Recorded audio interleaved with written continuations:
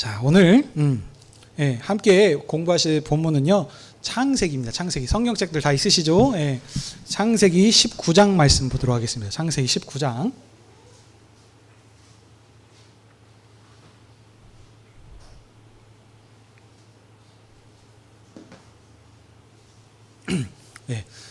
성경책을 펴시고 함께 이제 보시면서 잘 이렇게 제가 하는 질문들을 잘 따라오시면서 한번 보시면 더 흥미있게 재미있게 성경을 보실 줄 믿습니다.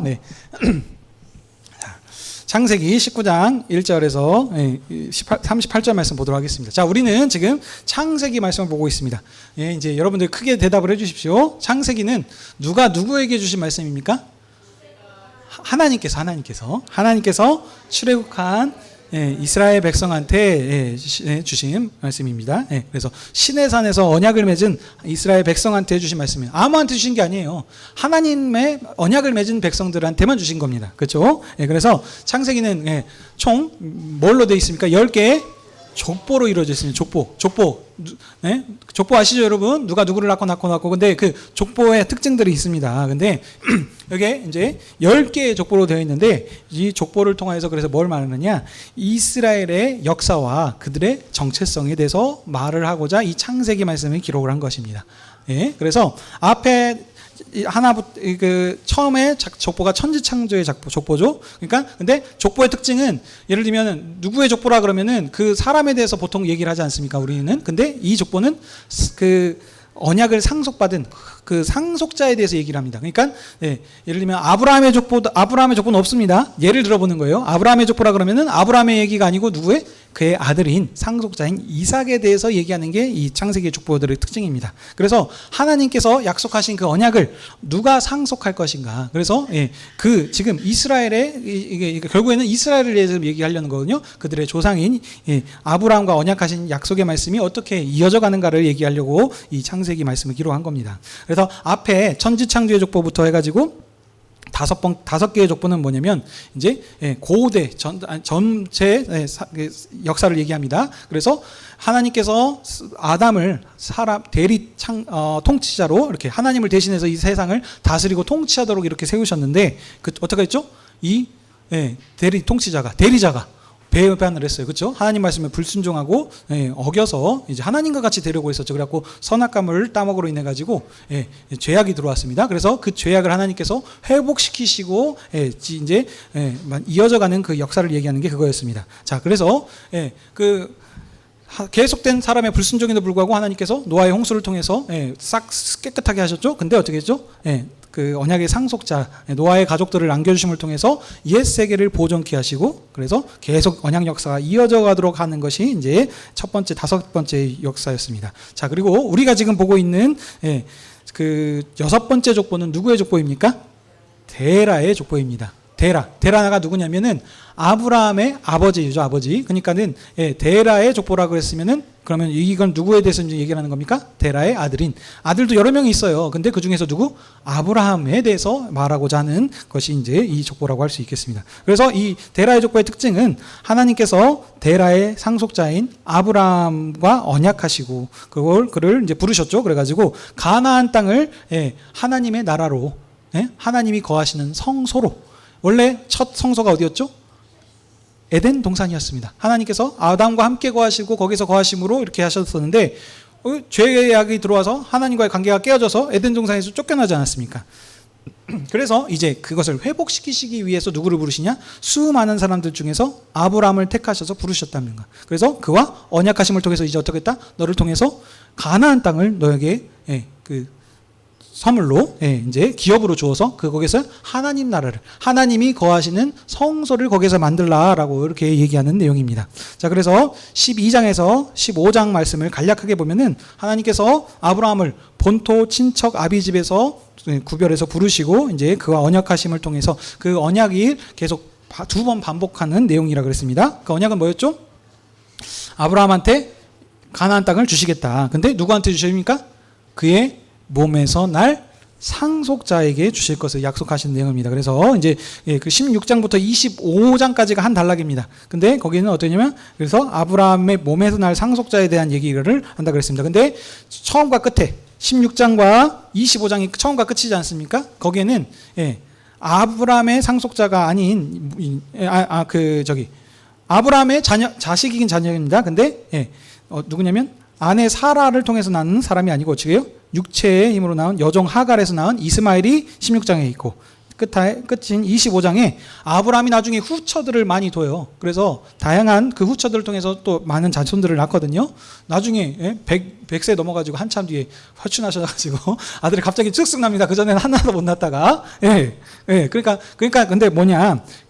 서원과 끝에 그러니까 상속자들이 아닌 사람들이 나오고 그러면 중심인 17장에서 24절은 뭐가 있습니까? 언약의 참 상속자인 이삭의 이야기가 나오는 겁니다. 그러니까 이 양관식 구조. 다른 말로는 샌드위치 구조라 그러죠. 그래서 이걸 통해 가지고 그러면 딱 보면 뭐가 강조점이 이제 단번에 알 수 있겠죠. 누굽니까?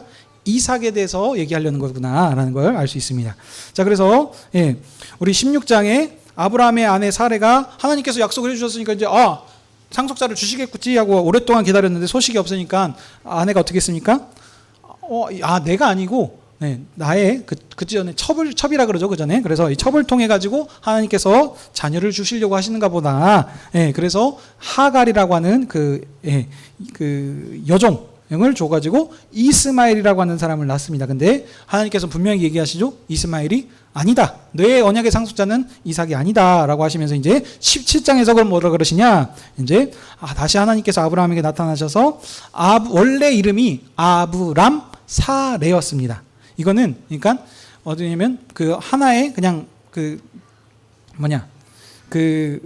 아버지 그 여주인 이 정도 되는 거였는데 이름을 하나님께서 바꿔주십니다. 뭐라고요? 아브라함 그리고 사라로. 이건 무슨 뜻이냐? 열국의 아버지와 열국의 어머니예요. 그러니까 모든 민족의 조상이고 어머니가 황제 황후 이렇게 보시면 되겠습니다. 그래서 이제 그 사라를 통해서 언약의 상속자를 주실 것이다. 이름까지 얘기해 주세요. 그래서 아들을 낳을 거니까 이름을 뭐라 그러라? 이삭이라라 라고 하면서 그리고 이제 계속 언약이 확장된다 그랬습니다. 가나안 땅을 주시는데 그전에는 내 몸에서 날 상속자에게 주시겠다라고 했는데 여기서는 어떻게 됩니까? 이제 열국의 왕들, 아까 이름을 바꿔주셨잖아요. 열국의 아버지와 어머니가 될 것이라 그랬습니까? 그러니까 거기에 걸맞는 아들들과 딸들이 나옵니다. 그러니까 열국의 왕들이 네 후손들을 통해서 나오게 하실 것이다 라고 이렇게 얘기를 해주시는 겁니다. 그러니까 아브라함이 이를 믿고 어떻게 했습니까? 몸에 할례를 행했습니다.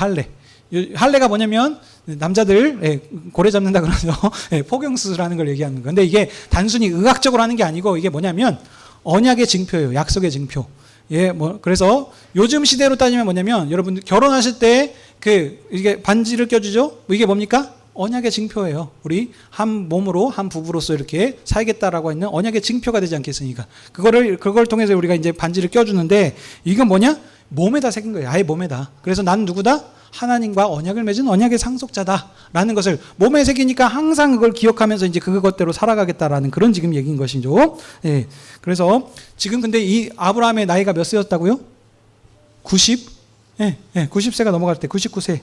그러니까 지금 그러면 사라는 몇 살? 89세인 거죠. 그러니까 이미 그 생산하고 자녀를 낳을 수 있는 몸이 아니에요. 그러니까 이미 자녀를 낳을 수 있는 것으로는 어떻게 해요? 죽은 사람과 같은 겁니다. 근데 하나님께서 그 죽음을 넘어서는 새로운 그 창조를 그래서 생명을 주시는 이렇게 얘기를 하신 거죠. 그래서 아브라함이 할례를 행함을 통해서 이제 완전한 당사자로 이렇게 서게 된 겁니다. 자, 그리고 이제 18장에서는 뭐냐면 하나님께서 다시 한번 아브라함을 이제 우리 지난 시간에 했었던 내용이었죠. 아브라함의 장막에 친히 찾아오십니다. 세 사람과 함께. 그래서 근데 이제 중요한 건 핵심만 얘기하겠습니다. 이건 뭐냐면 하나님께서 친히 아브라함 가운데 찾아와 주셔서 식사 교제를 하신 거예요. 식사 교제. 지금 저희가 치면 뭐냐면 애찬하지 않았습니까? 애찬. 그러니까 이 식사 교제가 뭐냐면 단순히 그냥 밥 먹었다라는 게 아니고 이 밥 먹는 게 생명의 산 친교의 그 친밀한 교제를 얘기하는 겁니다. 근데 누구랑? 왕과 하나님이 직접 방문하신 거라니까요. 그래서 이게 참 영광스럽고 아주 기쁨이 감사가 넘치는 상인데 여기서 하나님께서 어떻게 하셨습니까? 기쁨의 소식을 또 주시잖아요. 무슨 소식? 내년 이맘쯤에 아들이 있을 것이다. 이삭을 낳을 것이다. 라는 기쁨의 소식을 전해주시죠.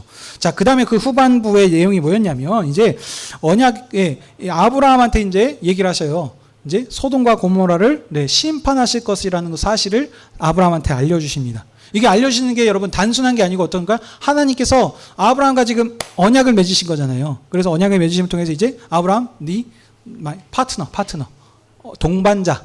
예. 그래서 어떻게 보면은 약속의 동반자로서 이렇게 지금 삼아주심을 통해서 앞으로 하나님께서 행하실 미래의 일들을 그 일들을 지금 아브라함한테 알려주신 것입니다. 내가 너한테 왜 이걸 숨기겠느냐 하면서 해가지고 하셨는데 그 하실 일이 무엇이었습니까? 소돔과 고모라 심판입니다. 그래서 아브라함이 어떡합니까? 의인의 머리로서 소돔과 고모라를 위한 탄원 기도를 하는 것이죠. 그래서 하나님 거기에 의인이 50명 있으면 어떡하시겠습니까? 하면서 해가지고 계속 줄여가죠. 그래서 5명씩. 그래서 45명이 어떻겠습니까? 40명이면 어떻겠습니까? 하다 나중에 어떻게 해요? 10명씩 줄여요. 이제 간이 커져가지고. 그래서 30명, 20명, 10명. 그래가지고 총 맞으면 어떻게 해요? 총 7번을 합니다. 그리고 의인 10명은 이게 다 완전수라고 그랬습니다. 숫자 7.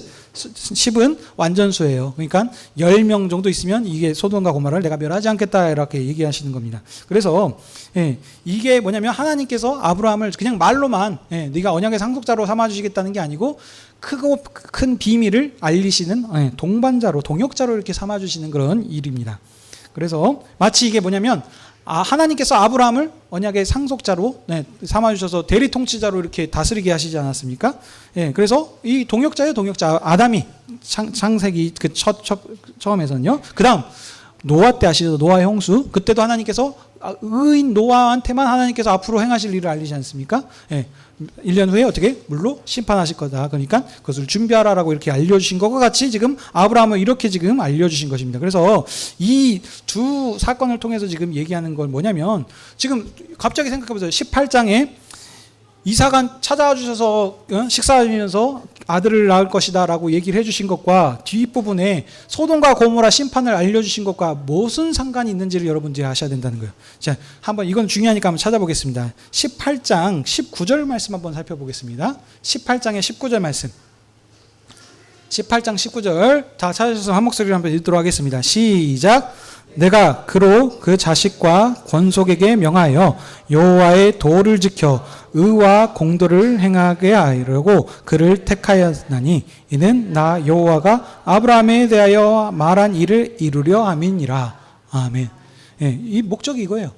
하나님께서 아브라함한테 언약의 상속자를 주시겠다고 약속하지 않았습니까? 그게 누구라고요? 이삭이에요. 근데 하나님께서 그 이삭을 주실 것을 얘기하셨는데 그 뒤에 갑자기 왜 소돔과 고모라 심판이 얘기가 나오냐는 거예요. 어떤 상관이 있냐면 이 얘기하시잖아요. 하나님께서 네 아브라함, 네 후속, 그 권속 자식이죠, 자식. 그 이삭에게 어떻게 하실 거냐면 자식과 그의 후손들에게 여호와의 도와 의를 지켜서 공도를 행하는 그런 나라를 이루게 할 것이라는 거예요.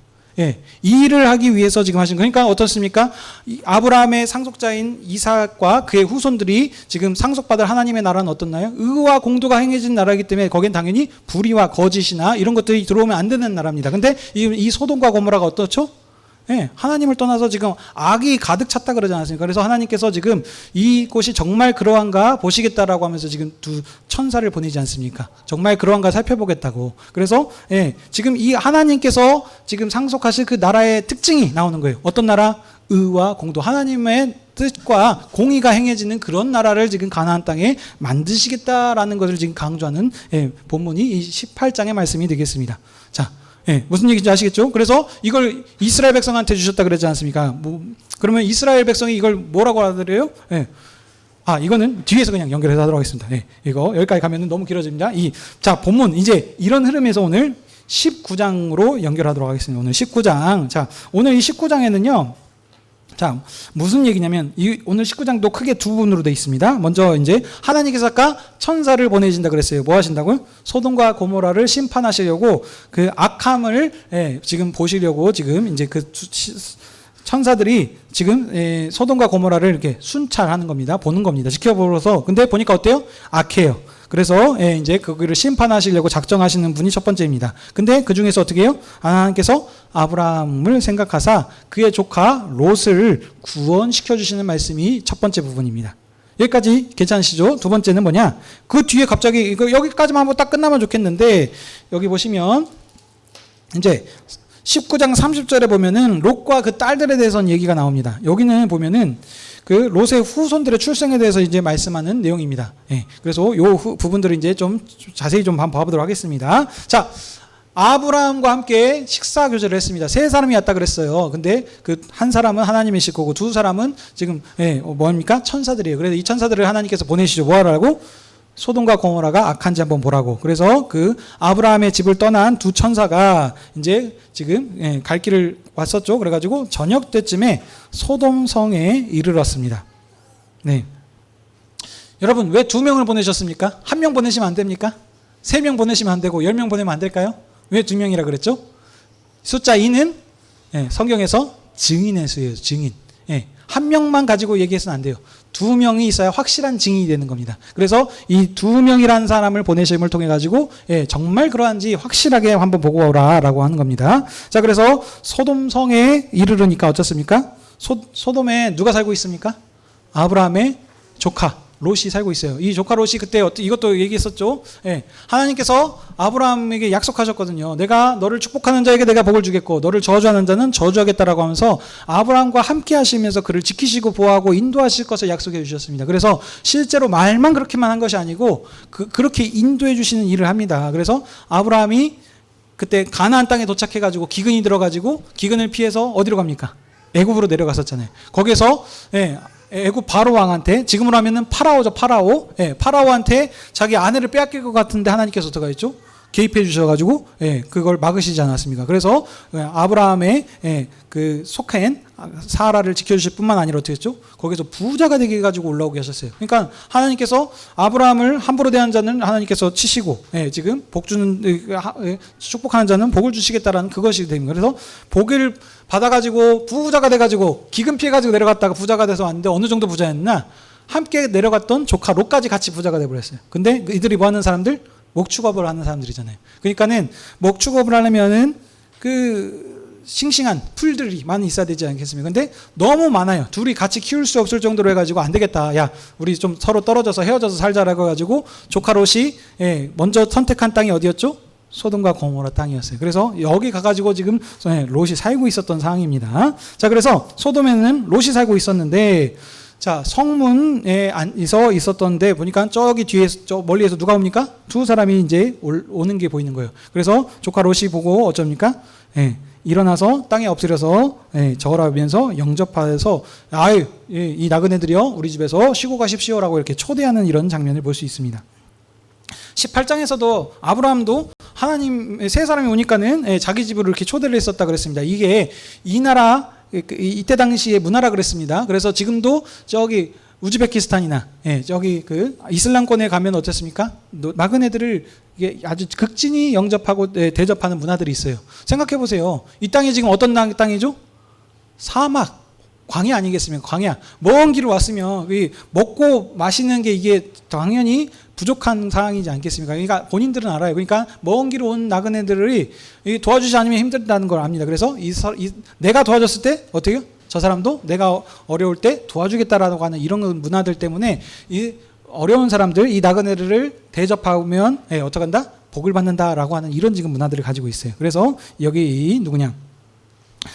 롯도 손님을 이렇게 대접하기를 이렇게 원했던 겁니다. 근데 보시면 차이점이 있습니다. 하나님께서 아브라함한테 오셨을 때는 아브라함의 초대에 어떻게 하시죠? 곧바로 응하세요. 그래서 대접하겠다 그러니까 그렇게 해라라고 했는데 여기 두 천사는 어떠합니까? 거부해요. 됐다. 안 갈란다. 어떻게 우리는 그냥 거리에서 밤을 보낼 것이다라고 이렇게 하면서 롯의 초대를 거절하는 부분들이 나옵니다. 그러니까 왜 그럴까요? 그러면 여러분 생각을 하셔야 돼요. 그냥 단순히 거절했네, 받아주셨네 이렇게 생각하시면 안 되고 분명히 차이점이 있을 거란 말이죠. 왜 그러냐면 문맥을 보시면 안다 그랬습니다. 하나님께서 아브라함의 집을 방문하셨을 때는 뭐하러 오셨다고요? 친밀한 식사 교제. 그래서 교제 통해 가지고 어떻게 기쁨의 소식을 전해주시기 위해서 내년 이맘쯤에 아들을 낳을 것이다라는 기쁨의 소식을 전해주시기 위해서 오셨으니까 그 초대에 응하시죠. 근데 여기 이번에 이 소돔성을 방문한 이 두 천사들은 지금 뭐하러 왔죠? 심판하러 왔다니까요. 심판하러 왔는데 이 심판하는 집에서 여기 신세를 지면은 이거 미안해가지고 이렇게 심판할 수 있겠습니까? 없겠습니까? 무슨 말씀인지 이해되시죠? 그러니까는 안 되는 거예요. 그래서 처음에는 거절했습니다. 근데 롯이 계속해서 거듭 간청을 해요. 그러니까 그 롯의 초대에 응하여서 그 집에 들어갔고 어쩔 수 없이 그래서 이제 롯의 대접을 받게 됐습니다. 자, 그래서 이제 자, 식사 대접을 마친 후에 이제 잠이 들 무렵이었습니다. 자, 4절에서 11절 문맥입니다. 네. 근데 일이 벌어지죠. 어떤 일이 나옵니까? 소돔성의 백성들이 노인과 어린애들을 다 불문하고 지금 롯의 집으로 몰려옵니다. 예. 그래서 뭐라 그럽니까? 예? 한번 봐보시죠, 본문을. 자, 5절 보세요, 5절. 예. 그들이 어딨냐? 그들을 이끌어내라. 우리가 그들과 뭐 한다고요? 상관하리라 라고 하면서 두 사람을 내어놓으라고 소리치고 있습니다. 이 상관은 뭐냐면 성적 관계를 얘기하는 겁니다. 예. 근데 지금 어쩌다고요? 노인이나 어린 애들인 사람이나 상관없이 지금 이렇게 지금 하고 있습니다. 그러니까 자, 이런 것들을 보게 되면은 롯이 왜 그러면 이 두 천사들을 간청을 했는지도 한번 또 생각을 해볼 필요가 있어요. 자기가 지금 거기에 살고 있었잖아요. 그러니까 이 당시에 지금 문화와 배경들이 어떤지를 롯이 잘 알고 있겠죠. 어때요? 예. 밤거리가 위험해요. 예, 함부로 돌아다닐 수가 없어요. 한국이 아니에요, 한국이. 거기는 가면, 예, 이제 미국이라든지 저기 남미 같은 데 가면 저녁에 돌아다니면 어떻게 해요? 총 맞아요. 그러니까 함부로 돌아다니지 말라 그러지 않습니까? 그러니까 롯이 소돔거리도 아마 이런 것 같아요. 그러니까 이렇게 밤거리가 위험하니까, 밤거리에서 주무시면 안 됩니다. 그래서 우리 집으로 오십시오 하면서 이렇게 간청했지 않을까, 이런 생각을 할 수 있겠죠. 예. 근데 그래가지고 이제, 근데 그러면 이 사람들이 지금 왜 온 거예요? 새로운 사람이 왔어요. 그러니까 한마디로 그만큼 성적으로 그 안에서 얼마만큼 문란함이 있었는지를 알 수 있겠죠. 근데 항상 어떻습니까? 새로운 사람을 하거든요. 근데 이 사람들이 지금 남자일 겁니다, 아마. 그러니까 천사라고 하는데 아무튼 여튼 근데 와가지고 그 늙은 사람이든 젊은 사람이든 와가지고 이 내놓으라고 이렇게 지금 하는 거니까. 지금 막무가내로 이렇게 해서 어쩌갑니까? 롯이 지금 나가서 이제 말리죠. 우리 집에 온 손님이에요. 어찌됐든. 그러니까, 이 손님을 깍듯하게 대접을 해야 되거든요. 그래서, 대표로 나가가지고, 형제들이요. 그러니까 이제 얘기하죠. 무리들한테, 이런 악을 행하지 말라. 정말 너희들이 그렇게 하면은 손님 대신에 어떻게 한다고요? 자기, 딸들을 지금 내어줄 정도로. 그러니까 근데 처녀 딸이라 그랬습니다. 그래서 이렇게 그러니까 이게 뭐냐면 그만큼 지금 그 문화 가운데서 이 지금 나그네를 극진히 대접하는 문화들이 있다는 것이죠. 자, 그렇게 해가지고 이걸 어떻게든 막으려고 했어요. 근데 어떻게 됩니까? 우리들은 막무가내로 지금 롯을 밀어치면서 나그네를 이제 어떻게 범하기 위해 가지고 문까지 지금 부수고 들어오려고 지금 하는 상황입니다. 그러니까 어찌됐습니까? 천사들이 안 되게 생겼어요. 그래가지고 천사들이 나서가지고 손을 내밀어서 롯을 집 안으로 끌어들이고 문을 딱 닫아버려요. 그 다음에 무리의 눈들을 어둡게 하는 겁니다. 그래가지고 서로 문 밖에 무리들이 그 문이 어디 있는지 찾느니라고 서로 헤매들 수 있도록 이렇게 지금 천사가 이런 일들을 행하고 있습니다. 그러니까 이 사건을 통해 가지고 지금 뭘 알 수 있냐면 소돔과 고모라가 어쩌다? 모든 무리가 노소를 가리지 않고 지금 음란과 성적으로 이렇게 타락이 돼 있음을 지금 나타내는 겁니다. 그러니까 근데 이 천사들이 지금 여기 뭐 하러 왔다고요? 소돔과 고모라가 악한지 안 악한지를 지금 알아보러 왔잖아요. 그러니까 이 사건을 통해 가지고 야, 이 정도구나라는 이제 악함을 지금 이제 확인을 한 것이죠. 자, 그래서 이 소돔과의 고모라는 이제 그래서 이미 동성애가 이렇게 만연해 있을 정도로 지금 성적으로 이렇게 탈환해 있다는 것을 볼 수 있습니다.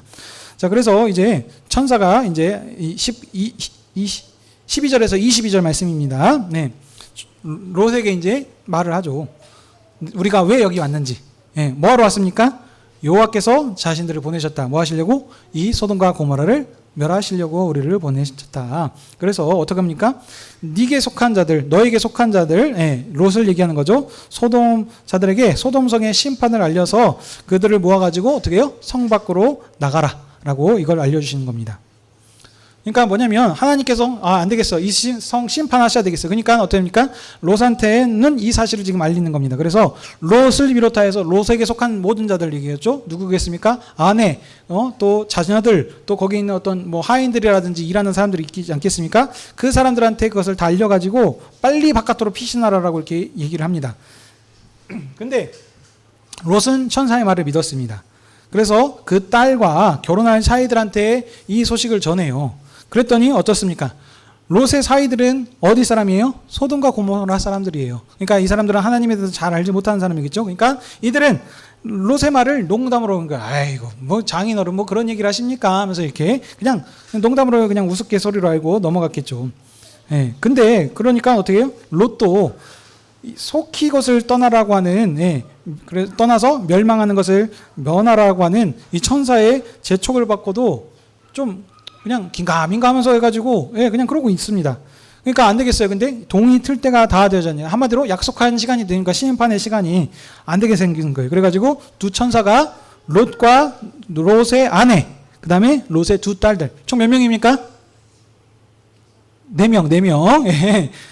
여러분들, 자, 집중해 주시고 잘 따라와 주십시오. 네. 예, 이 천사들이 이 네 사람을 한마디로 양손에 한 명씩 붙잡고 지금, 예, 성 밖으로 지금 끌어내는 겁니다. 소위 말하면 멱살 잡고 이렇게 끌어오는 거예요. 지금 안 되게 생겼으니까. 그런데 그러니까 이걸 뭐냐면 하나님께서, 예, 이 지금 자비하심을 지금 더해주신 것입니다. 자, 그러면서 지체하던 롯의 가족들을 지금 소돔성으로 끌어내면서 얘기하죠. 속히 도망하여서 생명을 보존하고, 뭐라 그럽니까? 뒤돌아보거나 들에 머물지 말고 어디로 도망하라 그럽니까? 산으로 도망하여서 멸망을 면하라, 이렇게 지금 얘기하고 있습니다.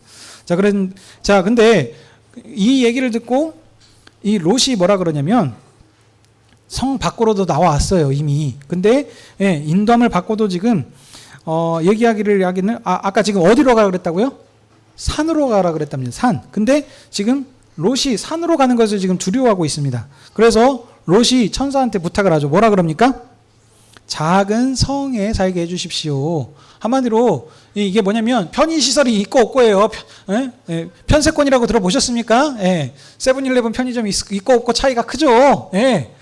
있으면 가까우면 근처에 그 삶이 풍족해져요. 근데 저기 산골 저기 들어가면 뭐가요? 아무것도 없잖아요. 예. 그러니까 그렇죠? 예. 그러니까 지금 이 롯이 뭐라 그럽니까? 예. 아이고, 저기 산 가서 가기를 두려우니까는 어떻습니까? 쬐끄만한 성이라도 가서 작은 마을에서 이렇게 살 수 있게 이렇게 사정을 하는 모습을 보고 있습니다. 그러니까는 천사가 얘기하죠. 소활성은 멸하지 않겠다. 그러니까, 네, 속히 그쪽으로 도망가라. 근데 이 소활성이 무슨 성이에요? 작은 성이라고 일컫는 것이었습니다. 그래서 근데 지금 계속 얘기하죠. 야, 네가 도망가야지 하나님께서 작정하셨던 심판을 행할 수 있으니까 빨리 가라. 예. 예, 그래서 이렇게 지금 얘기하는 것입니다. 자, 이제 23절에서 28절입니다. 롯이 소활성으로 이제 딱 들어가니까 마침 어쩌습니까? 해가 돋았습니다. 자, 그래서 이제 요 하나님께서 하늘로부터 소돔과 고모라의 유황과 불을 내리셔서 이제 이들을 심판하시는 부분을 알 수 있습니다. 그래서 롯은 소활성에서 새로운 날을 맞고 있는 지금 모습을 볼 수 있습니다. 그런데 문제가 있죠. 누굽니까? 롯의 아내. 롯의 아내는 어떻게 했죠? 뒤를 돌아봤어요. 그래가지고 뒤를 돌아봐서 그것으로 인해서 소돔 기둥이 되어서 소돔과 함께 이렇게 멸망당하는 이런 모습을 지금 볼 수 있습니다. 예. 그러니까 이 뒤를 돌아봤다는 건 한마디로 어떤 생각이 드냐면, 아이고, 그 성에 놓고 온 내 집, 소위 말하면 가구들, 금붙단지들 이런 거 신주단지들 모시는 거 다 놓고 왔는데 어쩌을까라고 하는 이제 그거 지금 생각하고 있는 거예요. 예. 이런 겁니다. 그러니까 하나님께서 그런 거 하지 말라 그랬는데, 예, 뒤돌아봄을 통해서 이제 함께 멸망당하는 것을 볼 수 있죠.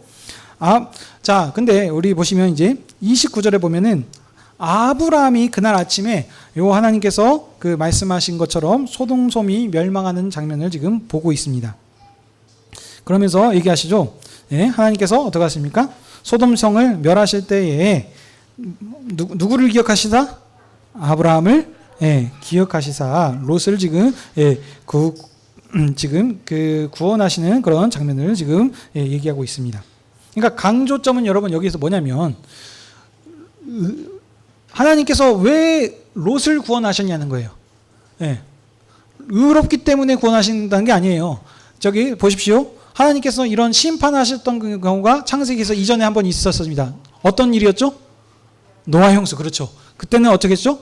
물로 심판하셨어요. 물로. 그래서 옛 세계들을 싹 물로 쓸어버리심을 통해서 근데 이 물이 어떤 의미가 있다 그러냐면 한편으로는 심판이지만 이 물로 정결케 하고 깨끗게 하는 의미가 있다 그랬습니다. 그래서 물을 씻음을 통해 가지고, 예, 그 더럽고 이렇게 오염되어 있는 옛 세계를 정결케 깨끗하게 씻으시는 의미가 있다 그랬습니다. 근데 하나님께서 말씀하셨거든요. 그 정결케 된 세상을 나와서 노아가 하나님 앞에 제사를 올려드렸죠. 그래서 하나님께서 그 제사를 받으심을 흠양하심을 통해서 뭐라고 약속하셨죠? 내가 다시는 물로 세상을 심판하지 않겠다라면서 약속의 증표로 뭘 주셨다고요? 레인보우, 무지개를 주셨지 않습니까? 그러니까 물로 심판하지 않으셨어요. 그래서 여기에서는 지금 뭘로 심판하십니까? 물 대신에 불로. 제사법에서 이스라엘의 제사법에 나오거든요. 뭘로? 처음에는 물로 씻어서 정결케 합니다. 부정하게 된 것들은. 근데 물로 씻어서 안 되는 것은 어떻게 해요? 불로 태워 드리거든요. 그래서 지금 이 불로 심판을 하는 것입니다. 근데 지금 하나님께서 그러면 그때 노아의 홍수 때는 왜 노아는 구원해 주셨어요? 하나님께서 노아를 그때 뭐라 그러셨죠? 의인, 그렇죠. 의롭다 하셨다고 하셨죠. 그러면 여기 롯은 그러면 하나님께서 구원하셨을 때인데, 그러면 하나님께서 왜 롯은 구원하셨을까요? 안서가 넘어가시네. 그래서 당연히 의인이어서 이렇게 구원하셨다라고 할 줄 알았더니 안 되네요. 아니에요. 노아의 홍수 때는 하나님께서 노아한테 분명히 의로운 노아라고 하면서 의인이라고 이렇게 얘기하시는데, 여기 오늘 19장 본문에서 롯한테 의롭다고 하셨다고 하는 말씀 있습니까?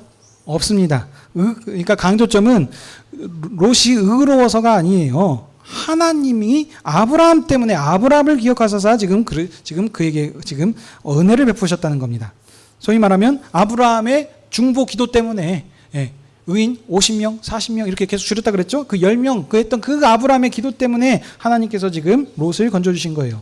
자, 근데 여러분, 신약에 보시게 되면은 롯의 의로움을 말하는 본문도 있습니다. 베드로후서 2장 6절에서 10절 말씀인데, 이걸 살펴보려는 거 아닙니다. 그러니까 지금 뭘 말하냐면, 우리가 여기, 그러니까 문맥에 따라서 강조하고자 하는 말이 다르다는 겁니다.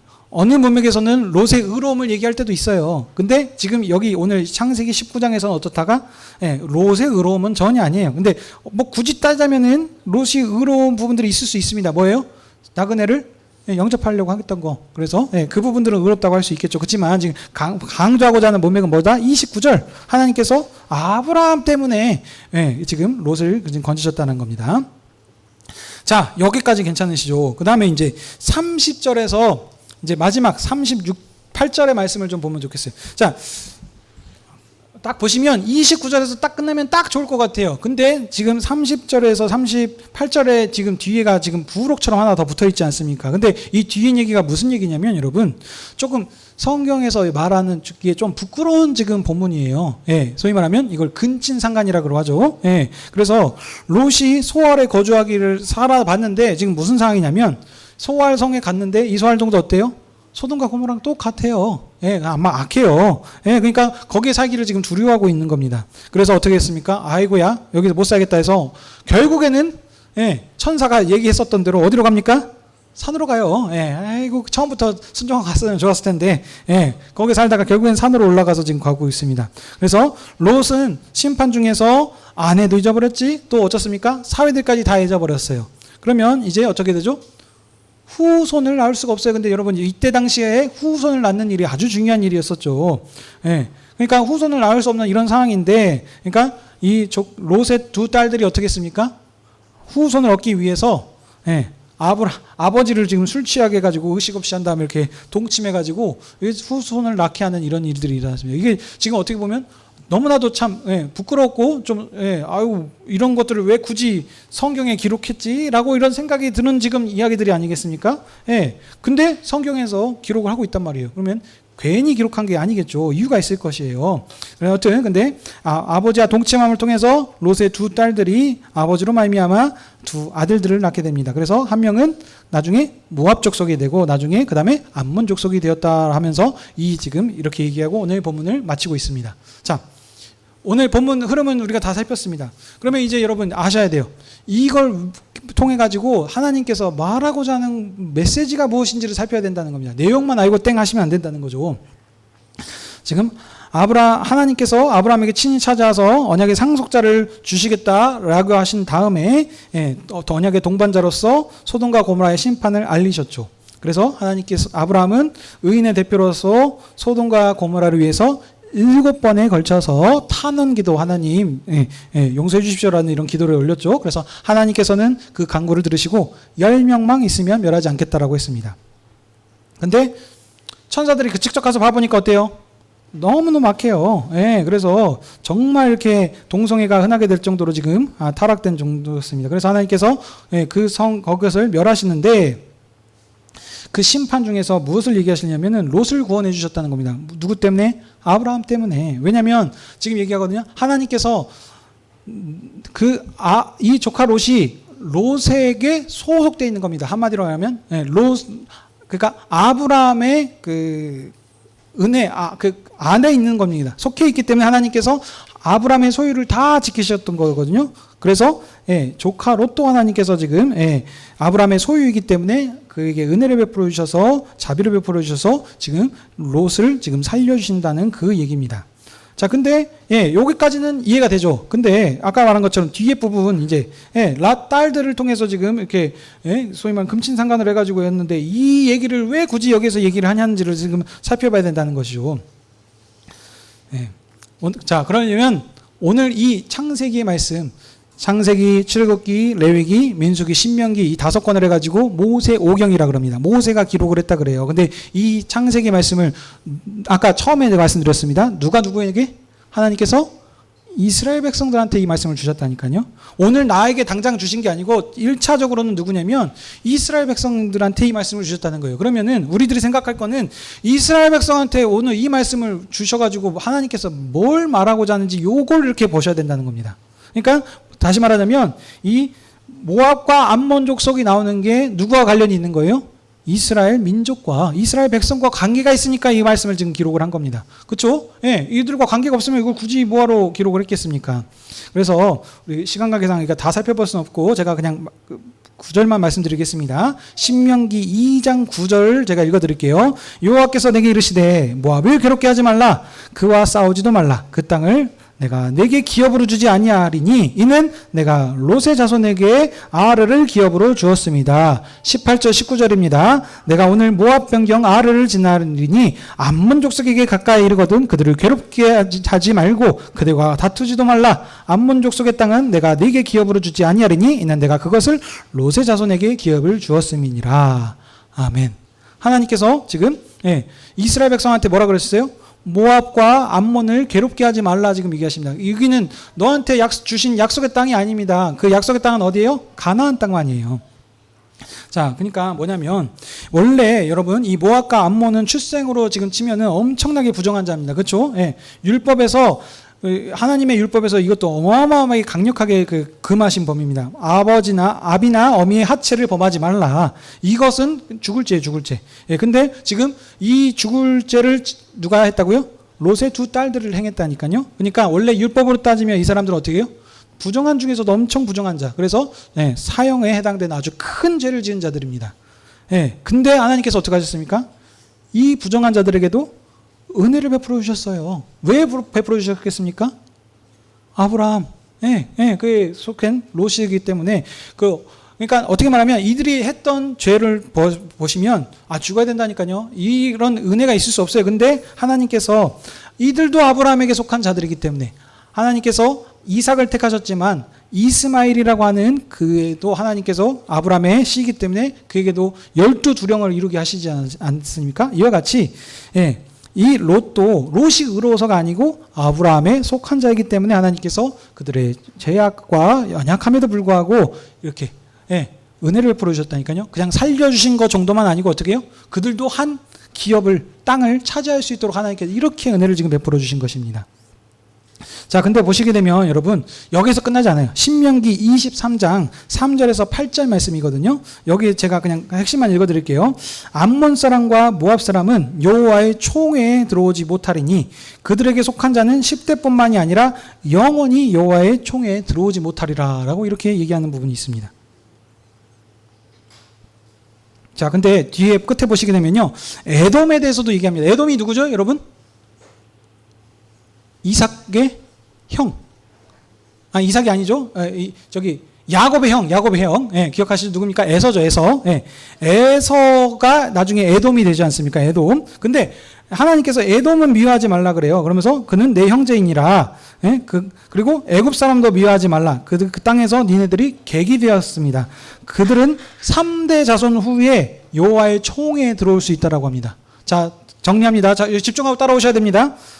에돔 족속과 애굽 사람은 어떻다고요? 3대 후에 하나님의 총회, 여호와의 총회에 들어올 수 있습니다. 근데 어쩌다고요? 암몬 사람과 모압은 여호와의 총회에 들어옵니까? 못 들어옵니까? 못 들어와요. 10대가 지냈을 뿐만 아니라 영원히 못 들어온다고 그랬습니다. 이걸 보면서 여러분 이제 또 생각하셔야 되는 게 있습니다. 아, 이들이 부정하게, 예, 이런, 근친 상간을 해가지고 태어나서 하나님께서 못 들어오게 하셨냐라는 지금 그게 아닙니다, 여러분. 지금 이거는 뭐냐면, 하나님께서 왜 이들을 못 들어오게 하시냐면, 뒤에 부분에 나오시면, 태생이 부정해서가 아니라, 이들이 나중에 하나님께서 이스라엘을 출애굽시키셔서 이제 가나안 땅으로 인도해 나가실 때에 이 모압과 암몬 족속이 행한 일이 있어요. 어떤 일을 행했냐면은 하나님께서 그들을 지금 약속하신 그 구원 역사를 이루어 가시는 하나님의 그 큰 일 가운데서, 예, 어떤 방해하는 역할을 했었는데, 어떤 역할을 했었냐면은 발락과 발람 아십니까? 그래서 이 발람이라고 하는 소위 말하면 이제 주술사, 선지자라고 해야 될까요? 예, 여기를 불러가지고 이스라엘을 저주하라라고 하면서 해가지고 하나님이 하시는 그 구원 역사를 방해치는 역할을 해요. 그래서 그들을 통해 가지고 또 유혹시켜 가지고 어떻게 해요? 음란한 행위를, 그래서 행함을 통해 가지고 하나님을 떠나서 범죄하도록 하는 이런 역할을 했기 때문에 하나님께서 이들을 못 들어오게 하신 겁니다. 무슨 말씀인지 알겠습니까? 태생이 저주받은 태생이라서, 이게 아니라니까요. 부정한 태생이라서가 아니고 하나님께서 작정하신 그 구원 역사를 아주 심각하게 방해치는 역할을 했기 때문에 하나님께서 이들을 지금 들어오지 못하게 이렇게 하신 것입니다. 자, 그러면 이제 이걸 아까 다시 들어와서 누구에게 주셨다고요? 이스라엘 백성한테 주셨다니까요. 그러면 이스라엘 백성이 이 말씀을 듣고 어떻게 생각합니까? 하나님께서 우리에게 가나안 땅을 주실 것이다. 이 가나안 땅을 차지할 때 모압과 암몬은 어떻다? 건드리면 안 되겠는구나. 왜냐? 그들은 하나님께서 원래는 저주받은 자들이에요. 그러니까 부정한 자들이에요. 이스라엘 백성들이 봤을 때는 같이 겸상하면 안 된다니까요. 근데 어떻게 해요? 하나님께서 그들에게 은혜를 베푸셨구나. 그러니까 그들은 터치하면 안 되는구나. 예, 이렇게 지금 생각을 하면서 할 겁니다. 그래서 그들은 내가 언약의 상속자이다. 그래서 18장에서 얘기했었던 것처럼 의와 공도가 행하는 나라를 가나안 땅에 세워야 되겠구나라고 그렇게 적용을 하면서 받아들이고 나아갈 것입니다. 이거 하라고 하나님께서 오늘 이 말씀 주신 거예요.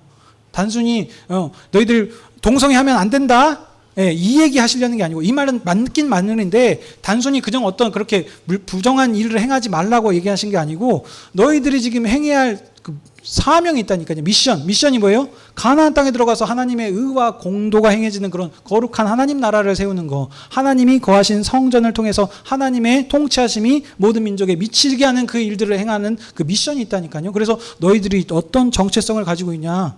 언약의 상속자들이다. 그러니 어쩌다 세상 사람들과 같이 우상 섬기면서 하나님 떠나서 살지 말고 어떻게 해라? 하나님 말씀에 순종해서 그 땅을 믿음으로 가서 차지하라라는 그 얘기를 지금 하시려고 한다니까요.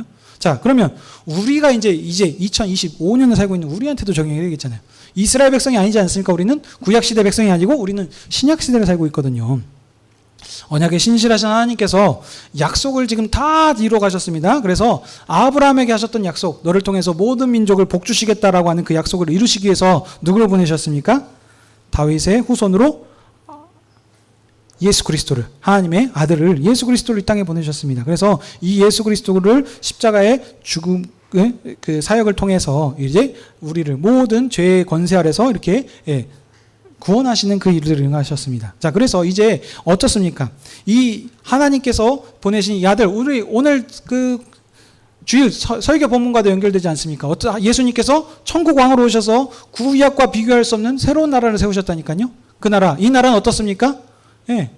이스라엘 백성만 들어오는 나라가 아니에요. 어떤 나라? 예수 그리스도를 믿음으로 고백하는 자들, 이방인도 들어올 수 있습니다. 그래서 이때 이 구약 시대에서는 모압과 암몬은 하나님의 총회에 들어올 수 없었습니다. 하지만 이 신약 시대에 예수님께서 세우신 이 천국은 어떻습니까? 들어올 수 있어요. 이들은 하나님께서 그래서 뭐랍니까? 아브라함에게 하셨던 약속, 너를 통해서 모든 민족을 복주시겠다. 이스라엘만 복주겠다라고 하는 것이 아니고 모든 민족을 복주시겠다는 그 약속을 이루신 겁니다. 그래서 예수 그리스도께서 세우신 이 천국이 있기 때문에 우리가 들어올 수 있는 겁니다. 우리는 어떤 사람들입니까? 대한민국 사람이잖아요. 우리는 아브라함의 자손들이 아닙니다. 혈육으로서는 아브라함과 뭐 하나도 연결된 게 없어요. 아브라함은 하나님께 받으신 언약을 받은 이스라엘 백성들이 아니겠습니까? 언약 백성이라니까요. 근데 우리는 언약이랑은 상관도 없고 저기 변방, 저기 동쪽 끝에 저쪽 변방에 있는 대한민국, 하나님과의 관계없는 이방인들이에요. 이방인들은 이스라엘 중에서 보게 되면 어떻게 해요? 부정한 자들이라니까요. 하나님을 몰라서, 하나님을 떠나서 하나님을 왕으로 모시지 않고 하나님을 거절하면서 내가 왕이야, 내가 하고 싶은 대로 그동안 살았던 자들이 바로 우리들입니다.